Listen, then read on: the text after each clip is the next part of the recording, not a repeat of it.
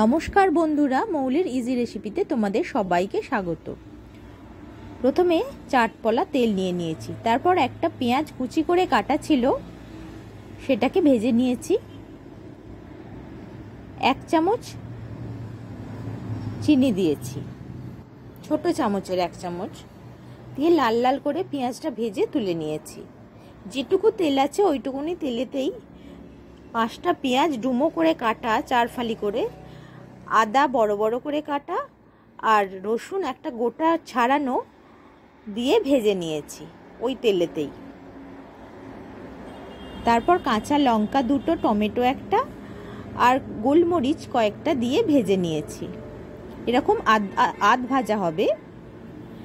তারপর লঙ্কা গুঁড়ো নিয়েছি কাশ্মীরি, আর নিয়েছি নুন, সেটা দিয়ে অল্প হলুদ দিয়ে মাখিয়ে নিয়েছি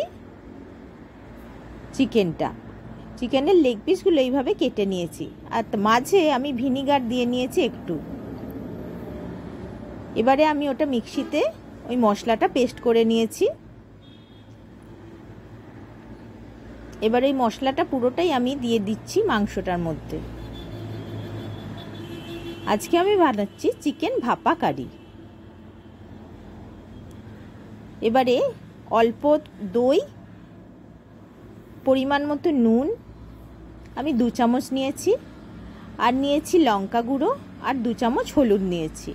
নিয়ে ভালো করে মাখিয়ে নেব এবং মাখিয়ে আমি 20 মিনিটের জন্য রেস্ট দিয়ে নেব। তার থেকে বেশি সময় রাখলে, সকালে যদি বানিয়ে রাখি রাত্রে যদি করব মনে করি তাহলে ফ্রিজে রেখে দিতে হবে।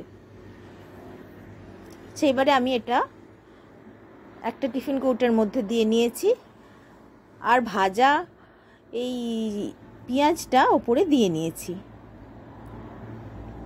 ফুটন্ত গরম জলে ভাপে আমি এবার এটা বসিয়ে দেব আধ ঘন্টার জন্য। কিচ্ছু করার দরকার নেই, তার মাঝে খুলে দেখারও কোনো প্রয়োজন নাই। আধ ঘন্টা পর আমার চিকেন পুরোপুরি রেডি হয়ে যাবে। একটু ঠান্ডা হয়ে এলে সামান্য, যখন ধরতে সুবিধা হবে তখন তুলে ওটা খুলে নিলেই হয়ে যাবে ভাপা চিকেন কারি রেডি। একদম অল্প রান্না, অল্প তেলে,